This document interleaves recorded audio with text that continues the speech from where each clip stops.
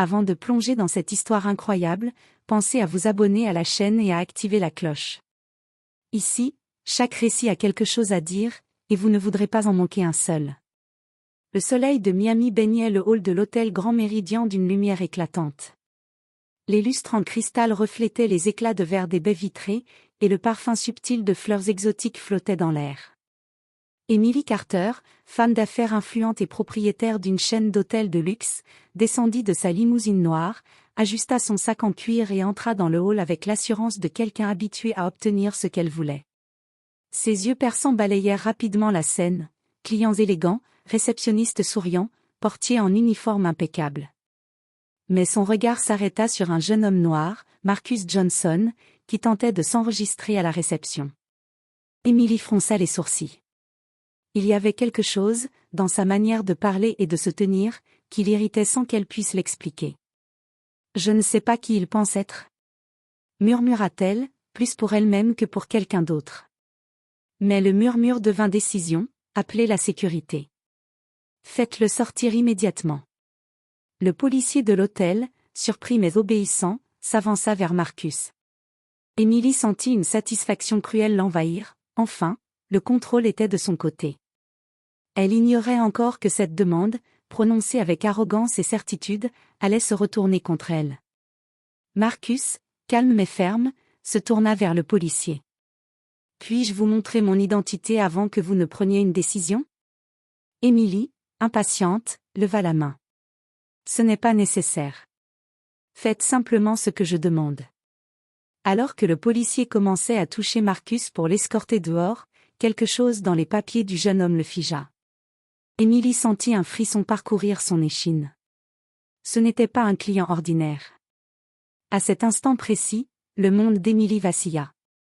Elle venait de franchir une ligne qu'elle n'avait même pas vue, et la simple demande qu'elle pensait anodine allait déclencher une série d'événements qui allaient remettre en question tout ce qu'elle croyait savoir sur le pouvoir, le respect et l'injustice.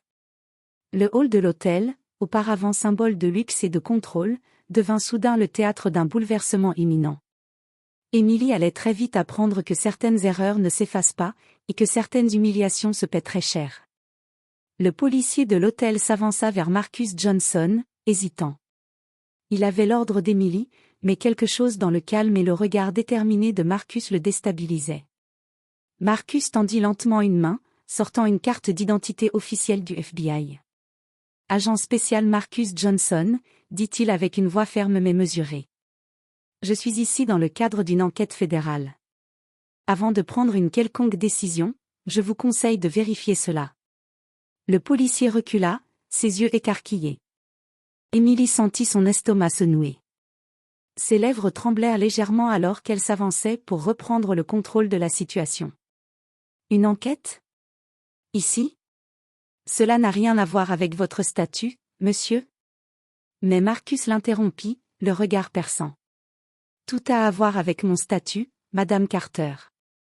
Vous venez d'exiger qu'on me retire de l'hôtel sans raison. Vous venez de mettre en péril une enquête fédérale. » Emily sentit un mélange de choc et de panique.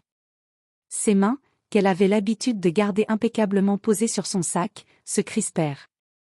Elle réalisa soudain que sa petite décision, prononcée avec arrogance, avait maintenant des conséquences bien plus graves qu'elle ne l'aurait imaginé.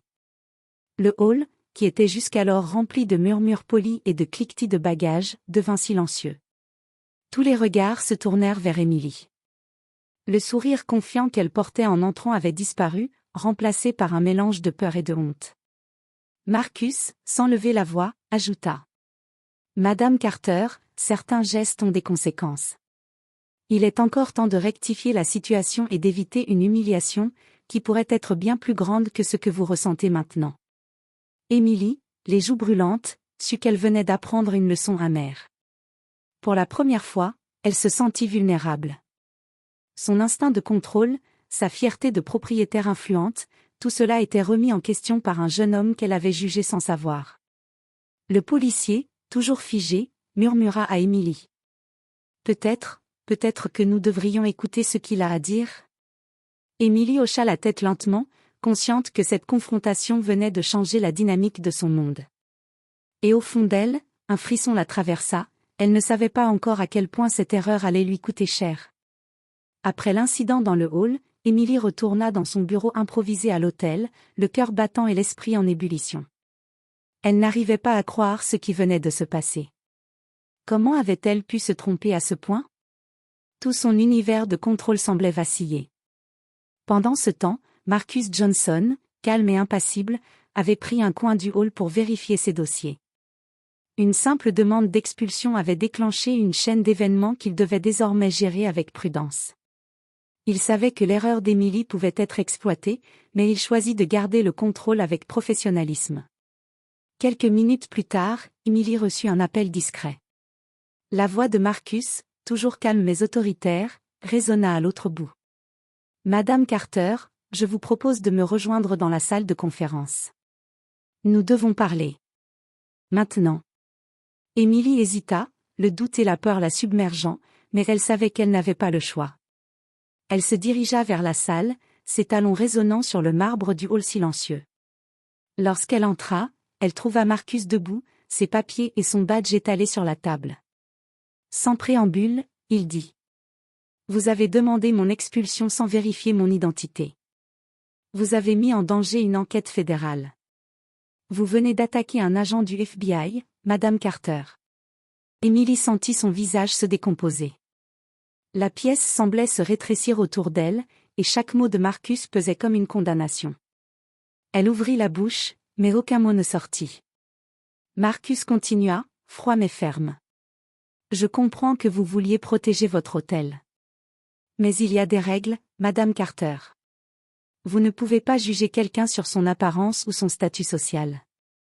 Vous venez de franchir une ligne que beaucoup regrettent amèrement. » Émilie se rassit lentement, incapable de détourner le regard. Sa fierté était en lambeaux. Elle se rendit compte que son erreur n'était pas seulement professionnelle, mais profondément personnelle. Elle venait de découvrir qu'elle pouvait être manipulée par ses préjugés, et que ces préjugés pouvaient lui coûter très cher. Marcus, voyant son malaise, posa une dernière phrase qui résonna dans la salle. « Madame Carter, certaines leçons ne s'apprennent qu'après avoir presque tout perdu. Vous avez de la chance, cette fois. » Émilie sentit un frisson parcourir son échine. Elle savait qu'elle venait de frôler une humiliation totale, et que le chemin pour réparer sa faute serait long et douloureux. Le silence s'installa. Le luxe du hall et de la salle de conférence n'avait jamais semblé aussi froid et impitoyable. Émilie venait de comprendre que le vrai pouvoir ne venait pas de l'argent ou du statut, mais de la vérité et du respect. Le lendemain matin, le hall de l'hôtel était étrangement calme. Les clients circulaient sans se douter de ce qui s'était passé la veille, mais Émilie ne pouvait pas oublier. Chaque miroir, chaque lustre, chaque son semblait lui rappeler son humiliation. Elle savait qu'elle devait agir pour réparer son erreur. Marcus Johnson l'attendait dans une salle privée, ses dossiers soigneusement alignés devant lui. Il ne souriait pas, mais son calme imposait le respect. « Madame Carter, » commença-t-il, d'une voix ferme mais sans agressivité, « vous devez comprendre que votre comportement a des conséquences. Vous ne pouvez pas ordonner l'expulsion d'une personne simplement parce qu'elle est différente ou parce que vous pensez que votre jugement est supérieur. » Émilie baissa les yeux, la honte la submergeant. Elle comprit que sa richesse et son pouvoir n'avaient aucune valeur face à la vérité et à l'autorité que Marcus représentait. Marcus continua. « Je vais vous donner une chance de rectifier la situation. Vous allez rencontrer le personnel et expliquer ce qui s'est passé, admettre votre erreur et partager une leçon que tout le monde pourra retenir. Cela ne sera pas facile, mais c'est le seul moyen de restaurer votre crédibilité. » Émilie sentit un poids immense s'élever de ses épaules. Elle savait que ce moment serait une humiliation publique, mais elle accepta, consciente que c'était nécessaire. Plus tard dans la journée, elle se tint devant les employés de l'hôtel. Sa voix tremblait au début, mais elle prit courage et dit. « Hier, j'ai fait une erreur grave. J'ai jugé quelqu'un sur son apparence et j'ai abusé de mon autorité. Cela ne se reproduira plus. Je veux que vous sachiez que nous devons toujours traiter les autres avec respect et équité, peu importe qui ils sont. » Le silence se fit. Puis, lentement, des applaudissements timides commencèrent à éclore. Émilie sentit une étrange libération, la honte était là, Mais elle avait commencé à se transformer en leçon et en croissance personnelle. Marcus, debout à l'écart, observa la scène. Son regard sérieux et impartial montrait qu'il avait accompli sa mission, non seulement protéger l'enquête, mais aussi enseigner à Emily une vérité essentielle. Lorsque tout le personnel fut parti, Marcus s'approcha d'Emily et dit, avec un léger sourire. « Vous avez compris la leçon. N'oubliez jamais que le vrai pouvoir vient de l'humilité et du respect. » Emily hocha la tête, un mélange de gratitude et d'humilité dans le regard.